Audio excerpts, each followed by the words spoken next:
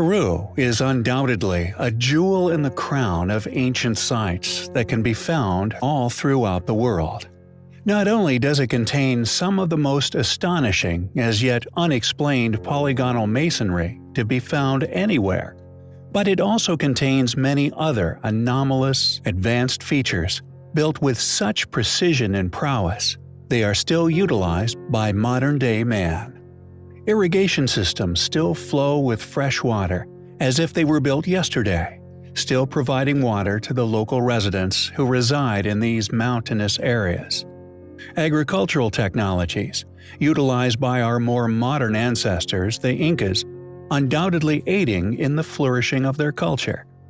It is a place that possesses such advanced features, academia can merely resign themselves to a limited close explanation of such wonders, as merely identified as pre-Incan. This without any explanation as to how these ancient groups, who predate those who they have studied in depth, were aware of such advanced, elegant solutions to farming, water sourcing, building, and many other miraculous techniques for survival, among these notoriously inaccessible cliffs throughout the Inca Trail. However, deep within the Andes, far away from the well-worn tourist routes, is possibly one of the most perplexing ancient ruins of them all. Known as Napahuaca, it is a rock-cut ruin that is seemingly placed alone in a place of no initially obvious significance, no indication that it was linked to any existing pre-Incan ruin. Yet the precision and indeed obvious effort that went into the creation of this anomalous artifact is undeniable. Carved into the mountainside, strongly reminiscent of false doors, features that can be found among many ancient ruins around the world, that, according to numerous ancient legends, were used by spirits to enter and exit the realm of the living. It is intricately designed, features smooth, seemingly laser-cut surfaces, which, in regard to its dating, is nothing short of astonishing. Found at an altitude of nearly 3,000 feet above sea level, it contains many baffling features, which may indicate why this seemingly inconspicuous location was selected.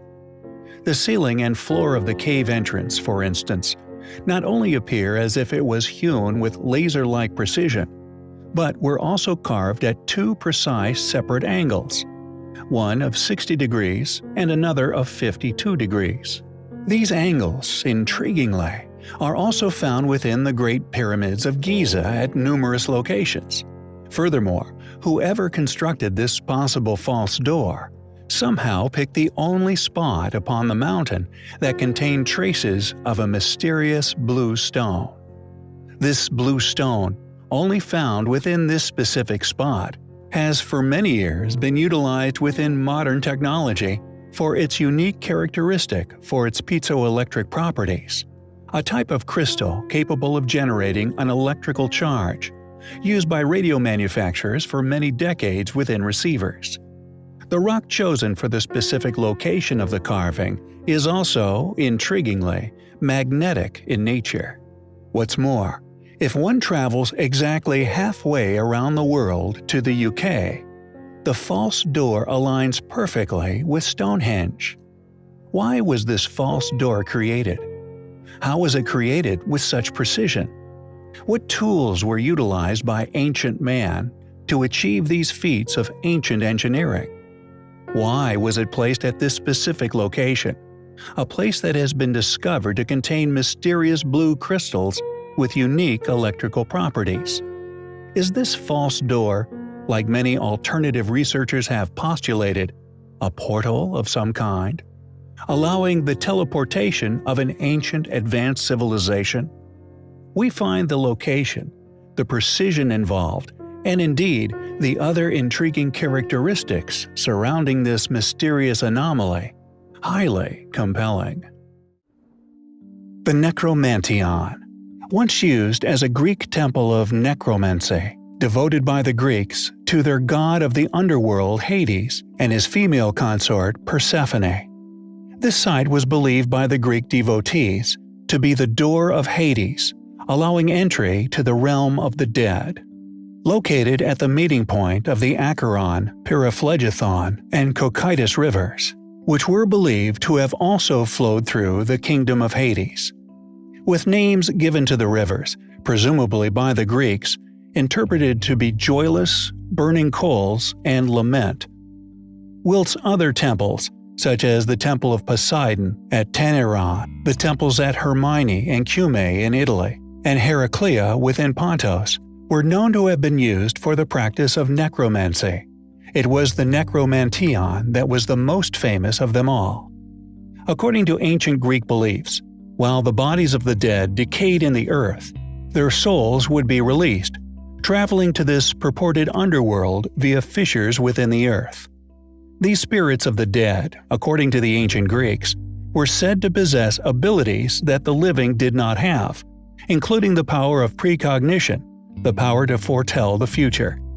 They therefore claim that these temples were erected by them in locations that were entrances to this mysterious underworld, used as altars for the believers of such to practice necromancy, a belief form of communication with the dead. This practice was attempted in order to receive prophecy. However, if one explores the architecture of such site, not only does this ancient Greek claim of construction become a clear, dubiously attested claim, but the evidence for highly advanced precision block building, now known as polygonal masonry, is discovered throughout the site. This existence of such sophisticated block building, which is not only found within and upon nearly every as yet unexplained ancient site upon the earth, but is incredibly similar in form to that of many other ancient sites within Italy, specifically the ancient wall which can still be found surrounding the Acropolis of Alatri and at other sites, including within the ancient ruins of Delphi. This astonishing feat of ancient engineering is as yet unexplained by modern academics, strongly indicating that this ancient site was originally built by a civilization now lost to history. Furthermore, like the enigmatic metal clamps, whose remnants are to be found within a number of these same ancient sites that were originally used by this highly intelligent group, these once utilized to keep the stones in their fitted positions as they shifted and settled over the millennia. These clamps' design vary from continent to continent.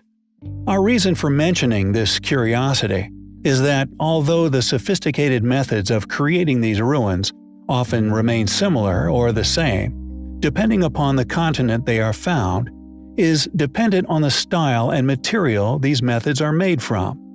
This, to us, strongly suggests that these ancient structures may have indeed been built by the different races found within these differing countries.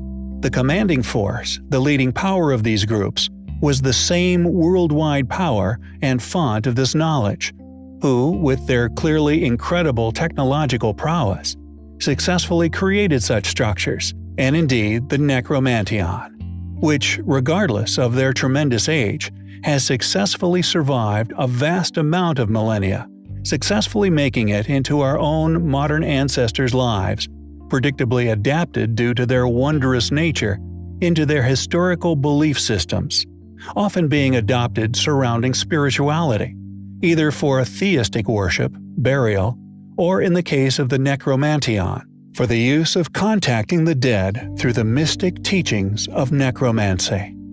It is, undoubtedly, highly compelling. Who built the Great Pyramids? Why did they build them? If we take known Egyptian accounts as accurate, then many of the ancient structures upon the plateau were designed surrounding the subject of death. A civilization that believed when the sun set, it traveled through an underworld guarded by Anubis. In other cultures, which we believe re-inhabited sites, ruins built with knowledge that we will now show far succeeded that which these people, who carved their own identities upon these structures, ever possessed. The Aztecs, although displaying similar primitive understandings of the path of the sun, interestingly shared similar beliefs to the Egyptians. Specific animals connected to astronomical objects are seen everywhere. These similarities in belief structures could be seen as evidence of a seagoing civilization. Ancient peoples crossing oceans, sharing their belief systems with each other.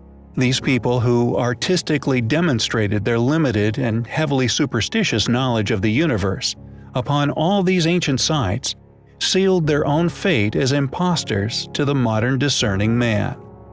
Once one begins to explore the unbelievable accuracy, the astronomical alignments, the seemingly impossible feats of block placements, you are seemingly presented with a controversial truth.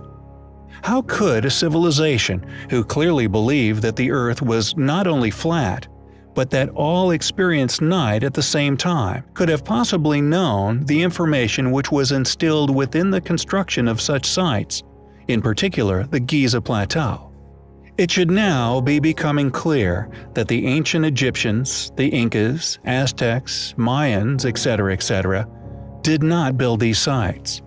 However, the sites still exist, and their past function is still there to be explained.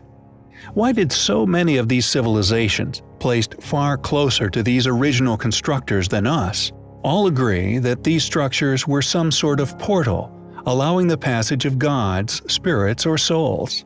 Why were all these ancient civilizations, who undoubtedly worshiped the original creators of the cradle for their people, obsess over underworlds, portals, and stargates? Most ancient civilizations had belief systems surrounding death, the soul, and the passage thereof. But the strong draw to portals and gateways, somehow allowing the communication with an apparent other dimension, is undeniable. It seems so strongly entwined with these ancient people's beliefs that these civilizations may have been aware of something regarding these amazing structures that we are not. False doors, for example. These doors to nowhere can be found all over Earth, yet interestingly, they are only found amongst the same uncannily astonishing stone cutting, which we are so often noting as indicative of a lost knowledge. Why were these doors created? Have they always led to nowhere? Or was there something extraordinary, once triggered by this precise web of ancient structures, all mysteriously aligned upon our planet? A function so many of these ancient civilizations were completely obsessed by.